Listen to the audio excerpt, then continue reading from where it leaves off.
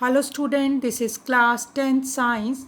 Chapter number 2 is acid, base and salt. This is second video of this chapter. In this video we learn about what are bases, chemical properties of bases, salts. What are bases? Base क्या होते हैं? जैसे कि base भी क्या है, chemical है. और क्या है बेस की properties? Base are bitter in taste. Base कैसे होते हैं? कड़वे होते हैं टेस्ट में. सॉपी इन टच, यदि हम उसको टच करेंगे तो soapy we can say slippery होते हैं. और टर्न करते हैं रेड लिटमस पेपर को. अगर रेड लिटमस पेपर हमने लिया है तो उसको क्या कर देंगे? चेंज कर देंगे ब्लू लिटमस पेपर में. और सॉल्यूशन जो है कंडक्ट करते हैं इलेक्ट्रिसिटी इन सॉल्यूशन में. अगर ये क्या है? सॉल्युबल है तो इसमें से इलेक्ट्रिसिटी कंडक्ट हो जाती है. और जब भी हम इसको क्या करते हैं? किसी एक्यूज सॉल्यूशन में डालते हैं. एक्यूज सॉल्यूशन मतलब जिसमें वाटर एज ए सॉल्वेंट है, तो ये क्या करते हैं? Hydrogen ions hydro oxide ions को रिलीज करते हैं. जैसे कि एसिड किसको रिलीज कर रहे थे? हाइड्रोजन आयंस को रिलीज कर रहे थे, वैसे ये हाइड्रो ऑक्साइड आयंस को रिलीज करते हैं. अब हमें क्या पता चला? बेस के बारे में बिटर टेस्ट है.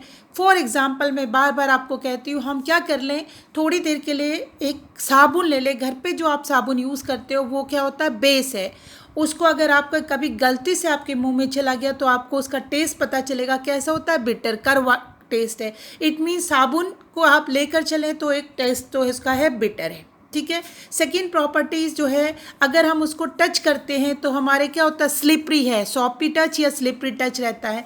तो दो प्रॉपर्टी तो हम उसको देख सकते हैं. ठीक है. Next is types of base. Base are of two types, water soluble base and water insoluble base. एक तो जो पानी में घुल जाते हैं वो बेस हैं, और जो पानी में नहीं घुलते वो बेस हैं. Water soluble base are called alkali.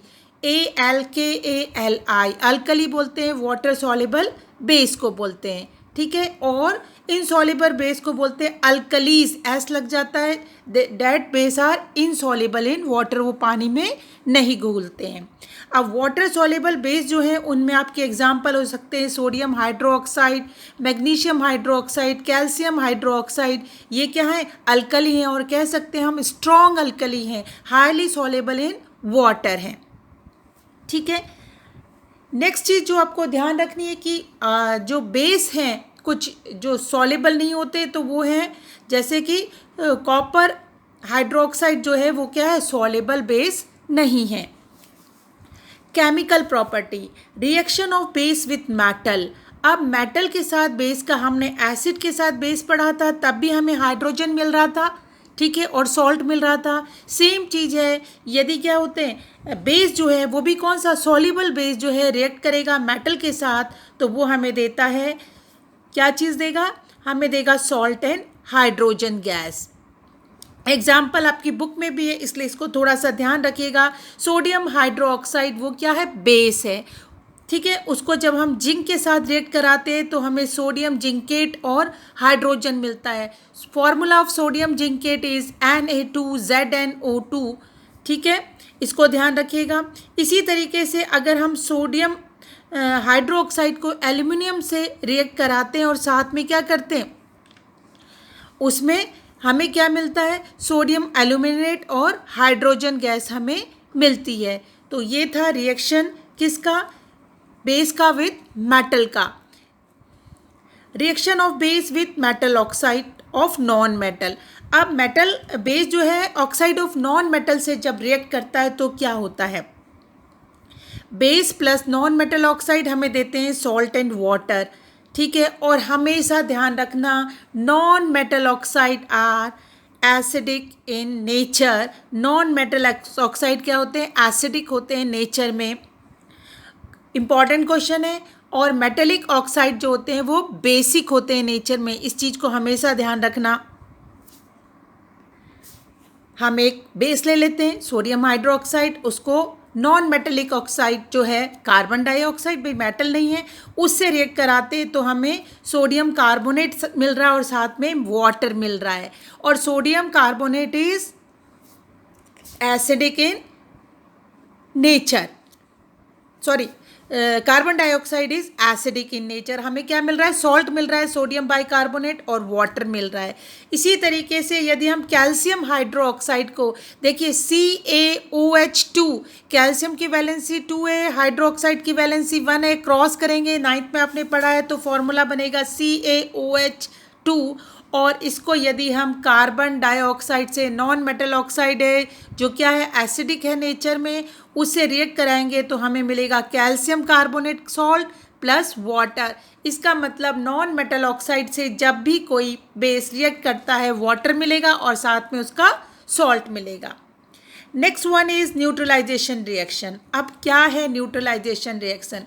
जब एसिड और बेस को हम रिएक्ट कराते हैं तो हमें सॉल्ट और वाटर मिलता है, ये कहलाता है न्यूट्रलाइजेशन रिएक्शन। ठीक है, तो ये हमने फर्स्ट चैप्टर में भी पढ़ा था न्यूट्रलाइजेशन रिएक्शन क्या है।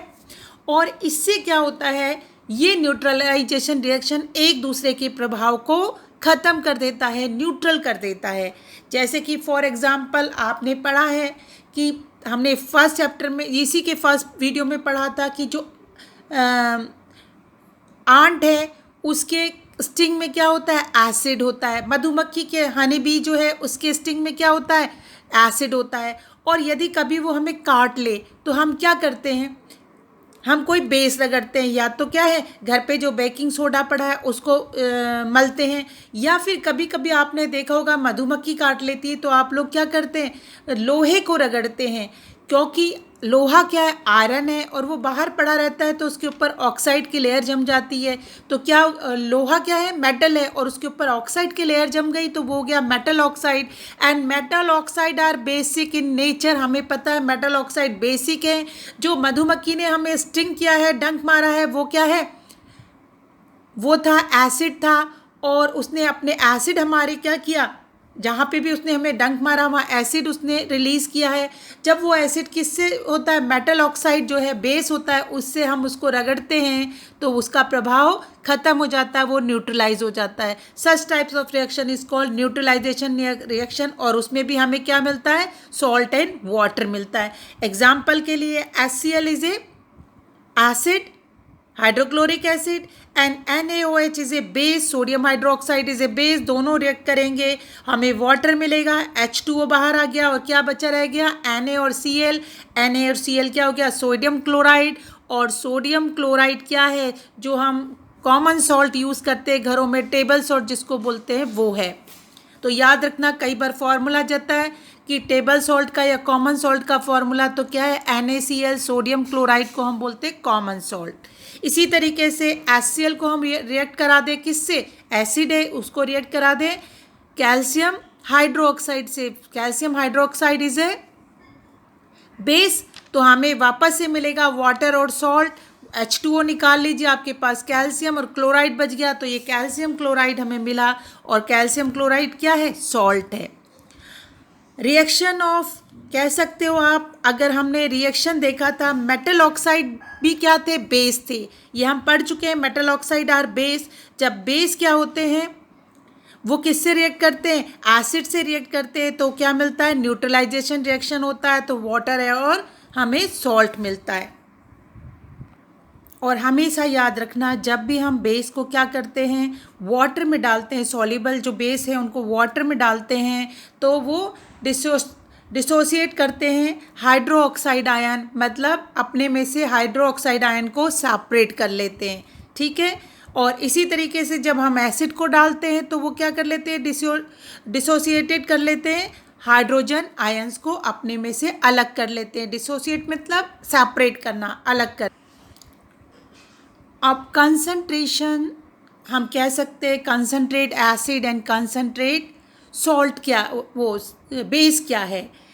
कंसंट्रेशन ऑफ हाइड्रोजन आयन अगर एसिड में ज़्यादा है, पर यूनिट वॉल्यूम क्या है, कंसंट्रेशन ऑफ हाइड्रोजन आयंस ज़्यादा है, तो हम कहते हैं वो क्या है, कंसंट्रेट सॉल्यूशन है एसिड का। सेम अगर हाइड्रोक्साइड आयन ज़्यादा है पर यूनिट वॉल्यूम, तो हम क्या कहते हैं कि वो क्या है, बेस जो है कंसंट्रेट बेस है।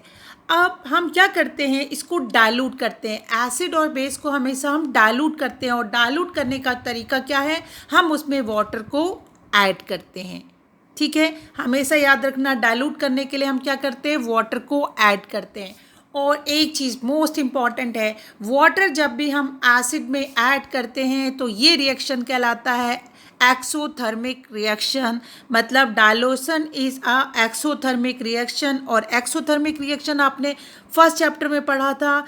एक्सोथर्मिक होता है हाईली हीट जो होती है रिलीज होती है, बहुत ज़्यादा हीट जब रिलीज होती है या हीट रिलीज होती है उसको हम कहते हैं एक्सोथर्मिक रिएक्शन।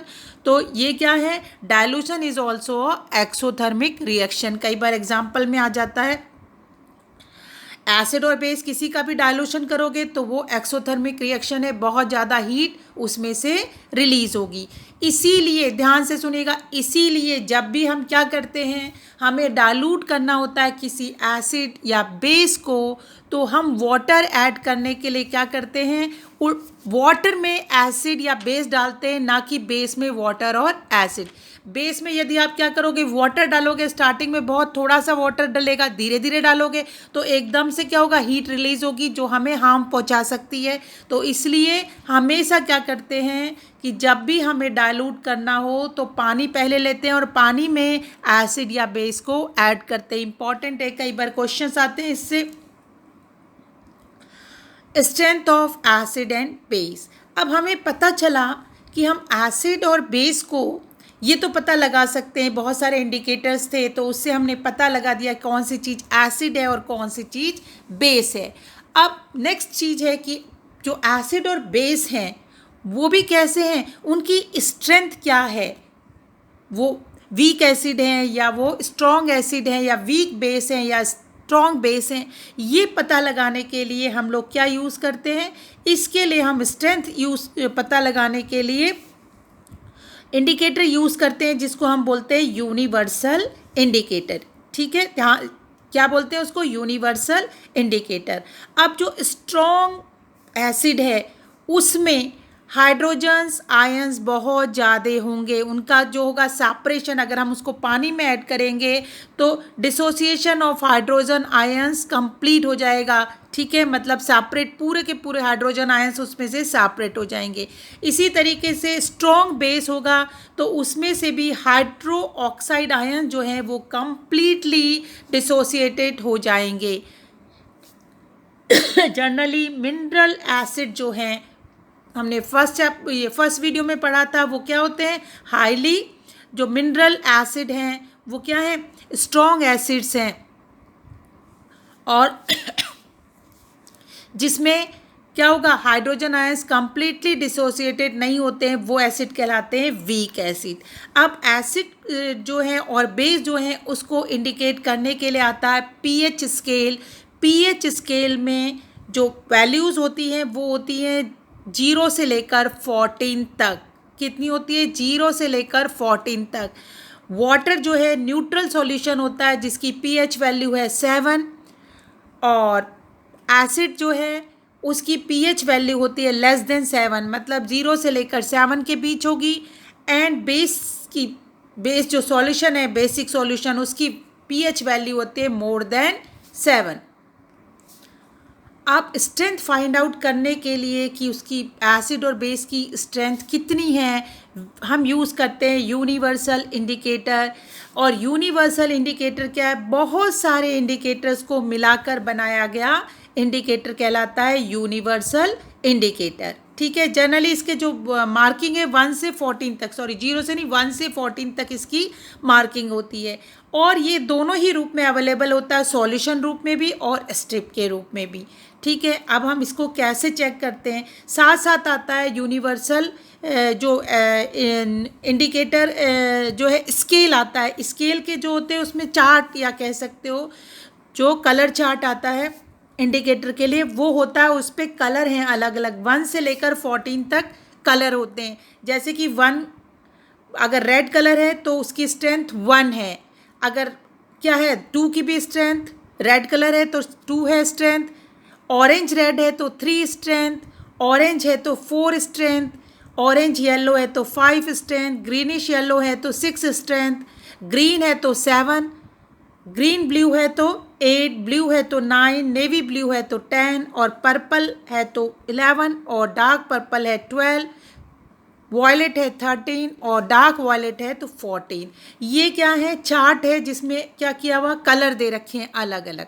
अब हम लोग किस तरीके से यूनिवर्सल इंडिकेटर को यूज़ करते हैं, आपको स्ट्रिप के रूप में मिल सकता है या सॉल्यूशन के रूप में मिल सकता है। जनरली स्ट्रिप अगर है या सॉल्यूशन है तो हम क्या करते हैं, जो भी चीज़ हमें देखना है उसकी स्ट्रेंथ पता लगानी है, एसिड या बेस, उसको उसका सॉल्यूशन लेते हैं। सपोज़ करो अगर हमारे पास स्ट्रिप है तो सॉल्यूशन लिया, उसके ऊपर डाला, अब उसका जो स्ट्रिप है उसका कलर चेंज हो जाएगा। उसका कलर क्या चेंज हुआ है उसको हम किससे मैच करेंगे, जो हमारा चार्ट है कलर चार्ट उससे मैच करेंगे। सपोज़ करो जो हमने इंडिकेट वो जो सॉल्यूशन डाला था वो ग्रीन कलर आया, उस ग्रीन कलर को हम चार्ट से मैच करेंगे और हमने देखा वो ग्रीन कलर का चार्ट में 7 जो था इसकी स्ट्रेंथ थी, इट मीन्स वो न्यूट्रल है। ठीक है, इसी तरीके से एक और ले लिया और उसको डाला, स्ट्रिप के ऊपर एक सॉल्यूशन डाला और स्ट्रिप का कलर कैसा हो गया, रेड कलर हो गया। चार्ट में देखा जो रेड कलर, उसमें दो, फर्स्ट और टू दोनों नंबर पे रेड कलर है, उस रेड कलर को मैच किया, जिससे वो मैच करेगा उसकी स्ट्रेंथ वो है। अगर वो 1 से मैच करता है तो वो क्या हो गया, एसिड है। और कैसा एसिड है, स्ट्रॉन्ग। 2 पे भी एसिड है और कैसा एसिड है, स्ट्रॉन्ग। तो 1 2 3 जैसे जैसे हम क्या बोलते हैं नीचे की तरफ डिक्रीज होता है, 7 से नीचे जाते हैं तो स्ट्रॉन्ग एसिड होते हैं। और इसी तरीके से यदि हम क्या करते हैं 13 14 ऊपर की तरफ बढ़ते हैं तो स्ट्रॉन्ग बेस होता है। सपोज़ करो आपने डाला स्ट्रिप पे कोई सॉल्यूशन और उसका कलर वॉयलेट आया, अब जो वॉयलेट कलर आया उसको हम कलर चार्ट से मैच करेंगे। अगर उसका 13 या 14, कलर चार्ट में नंबर भी दे रखे हैं, अगर 13 या 14 दोनों में से वॉयलेट कलर है जिससे वो मैच करेगा उसकी स्ट्रेंथ वही होगी, क्योंकि क्या है 13 और 14 बेस का होता है तो वो स्ट्रॉन्ग बेस हो जाएगा। तो इस तरीके से हम क्या करते हैं, यूनिवर्सल इंडिकेटर का यूज़ करके पता लगाते हैं स्ट्रेंथ ऑफ एसिड और बेस। अब पीएच वैल्यू जो है हमारी लाइफ में बहुत इम्पॉर्टेंट रोल प्ले करती है। PH in our digestive system, आपको पता है, आपने लाइफ प्रोसेस पढ़ लिया है कि हमारे जो स्टमक है वो हाइड्रोक्लोरिक एसिड प्रोड्यूस करता है और जब वो हाइड्रोक्लोरिक एसिड प्रोड्यूस करेगा तभी पैप्सिन एंजाइम्स जो होगा वो एक्टिवेट होता है, वरना नहीं होगा। तो एक जब डाइल्यूट हमारा जो पीएच है, जो हमारा स्टमक का पीएच है वो एक नॉर्मल पोजीशन पे रहता है तब तो हमें कोई दिक्कत नहीं रहती, लेकिन जैसे ही क्या होगा पीएच वैल्यू इंक्रीज़ हो जाएगी, हमें एसिडिटी होने लगेगी। ठीक है, पीएच जो है एक्सेस एसिड बनने लगेगा हमारे स्टमक में, जिसको हम कहते हैं एसिडिटी और इनडाइजेशन। तो उस समय हमें उसको न्यूट्रलाइज करना होगा और न्यूट्रलाइज करने का, एसिड है पेट में, उसको न्यूट्रलाइज कैसे कर सकते हैं, आपके पास 2 मेथड उसको न्यूट्रलाइज करने के हैं, या तो बेस उस पर डाल दें, तो इसीलिए एंटा एसिड हमें यूज़ करना है। ठीक है, जो एसिड को ख़त्म कर सके उसको बोलते हैं एंटा एसिड। और मार्केट में एक दवाई मिलती है जिसको बोलते हैं मैग्नीशियम हाइड्रोक्लोराइड, जिसको हम जनरली बोलते हैं मिल्क ऑफ मैग्नीशिया, डॉक्टर हमें देता है, या तो हम वो यूज़ कर सकते हैं या sodium hydrogen carbonate baking soda जो है उसको यूज़ कर सकते हैं हमारे एसिड को न्यूट्रलाइज करने के लिए। एक तरीका तो ये हो गया, हमने बेस का यूज़ किया उसको न्यूट्रलाइज करने के लिए। दूसरा मेथड कि अगर आपके पास बेस उस समय बेस है नहीं, पॉसिबल नहीं है आपके पास बेस हो, तो हम उसको क्या कर सकते हैं, डाइल्यूट कर सकते हैं उस एसिड को। और कैसे डाइल्यूट करेंगे, ढेर सारा पानी पी लें तो वो डाइल्यूट हो जाएगा। इस तरीके से भी हम थोड़ा सा अपनी एसिडिटी को कम कर सकते हैं। नेक्स्ट है, अब आपको पता है हमारे टूथ डिके जो हैं, दांतों में जो खराब होने लगते हैं वो क्यों होने लगते हैं, इसका इम्पॉर्टेंट पॉइंट तो सुनिएगा। हमारे माउथ का जो पीएच वैल्यू होती है वो 5.5 है, एसिडिक है, बहुत थोड़ी सी एसिड है, ठीक है ना, वीक एसिड है, कितना 5.5 ऑब्जेक्टिव क्वेश्चन में आ जाता है। लेकिन जैसे ही इससे डाउन आती है, मतलब 5.5 से नीचे आना शुरू हो जाती है, तो इट मीन्स हमारा जो है हमारे दांतों में डिके शुरू हो गया, हमारे दांतों के अंदर क्या हो गया, एक्सेस एसिड जो है वो बनने लगा है। इसलिए हमें बहुत ज़रूरी है कि उस एक्सेस एसिड को हम रिमूव करें। तो किस तरीके से हम रिमूव करते हैं, हम एक अच्छी क्वालिटी का टूथपेस्ट यूज़ करते हैं। टूथपेस्ट क्या होता है, बेसिक होता है नेचर में, और इस वजह से क्या है, उसको हमने यूज़ किया, उसने क्या किया, जो एसिड हमारे मुंह में बन रहा था उसको न्यूट्रलाइज कर दिया, और इस तरीके से एसिड और ने वो बेस ने एसिड को न्यूट्रलाइज कर दिया और हम टूथ डिके से बच पाए। इसी तरीके से यदि हम बात करें हमारी सॉइल की जो पीएच वैल्यू होती है, आपको वैसे भी हमारी बॉडी का भी ध्यान रखिएगा, पीएच वैल्यू 7 to 7.8 होनी चाहिए। अगर उससे जो है कम होती है तो हमारी बॉडी में एसिड बनने लगता है, ठीक है। इसी तरीके से सॉइल की जो पीएच वैल्यू है वो लगभग 7 के आसपास होनी चाहिए, ठीक है, मतलब न्यूट्रल होनी चाहिए। लेकिन किसी वजह से ज़्यादातर जनरली या तो बहुत ज़्यादा फर्टिलाइज़र यूज़ करने की वजह से क्या हो सकता है, उसकी पीएच वैल्यू 7 से कम हो जाएगी। इट मीन्स सॉइल क्या हो गई, एसिडिक हो गई है, और एसिडिक सॉइल को में प्लांट ग्रोथ जो होती है प्रॉपर नहीं हो पाती है। तो हमें उसको क्या करना है, न्यूट्रलाइज करना है। उसके लिए हम स्लैक्ट लाइम जो है उसका यूज़ करके क्या कर सकते हैं, वहाँ उस खेत पे स्लैक्ट लाइम डाल लीजिए, तो उससे उसकी एसिडिटी न्यूट्रलाइज हो जाएगी। इसी तरीके से यदि क्या है, सॉइल हमारी का पीएच वैल्यू 7 से ऊपर चला गया है, तो हमारी जो सॉइल है वो क्या हो गई, अल्कलाइन हो गई। उसकी अल्कनिटी जो है उसको हमें रिड्यूस करना है, और वो रिड्यूस होती है कि हम क्या करें, डिकेइंग ऑर्गेनिक मैटर जो है, जो खाद जिसको कहते हैं मैन्योर, वो अगर हम खेत पे यूज़ करें तो उससे वो ख़त्म हो जाती है। आप इसके अलावा भी आपने एक दो चीज़ देखी है, यदि हमें कोई क्या चींटी काट ले, मधुमक्खी काट ले, उनकी भी स्टिंग में क्या होता है, एसिड होता है। उसको न्यूट्रलाइज करने के लिए या तो बेकिंग सोडा का यूज़ कीजिए जो बेस है, या फिर क्या कीजिए, मेटल ऑक्साइड का यूज़ कीजिए जो कि हम लोहा लगड़ते हैं, जिससे वो दूर हो जाती है। यदि हमें वास्प काटती है, वास्प होती है ततैया जिसको बोलते हैं, पीली रंग की मक्खी होती है, वो यदि हमें काट ले तो उसके डंक में बेस होता है, और उसको न्यूट्रलाइज करने के लिए हमें एसिड से उसे साफ़ करना होता है। एसिड के लिए आप विनेगर का यूज़ कर सकते हो, ठीक है ना। विनेगर क्या है, एसिड है, तो उसका यूज़ करके हम उसे, नींबू रगड़ सकते हो तो उसको भी हम क्या कर सकते हैं, न्यूट्रलाइज कर सकते हैं। तो ये थे कुछ मेथड जिसको हमने क्या किया, कुछ प्रॉब्लम्स थी जो लाइफ में, उसको हमने एसिड और बेस को न्यूट्रलाइज करके उसको क्या किया, मेंटेन किया है। अब जब भी एसिड और बेस रिएक्ट करते हैं तो हमें देते हैं सॉल्ट। नेक्स्ट वीडियो में हम पढ़ेंगे कि सॉल्ट कैसे सॉल्ट मिलते हैं, और इम्पॉर्टेंट आपके लिए 5 सॉल्ट जो हैं आपके कोर्स में है, इम्पॉर्टेंट है वो सॉल्ट का प्रिपरेशन और उसका यूज़ कैसे होता है, ठीक है। तब तक के लिए have a nice day, good bye.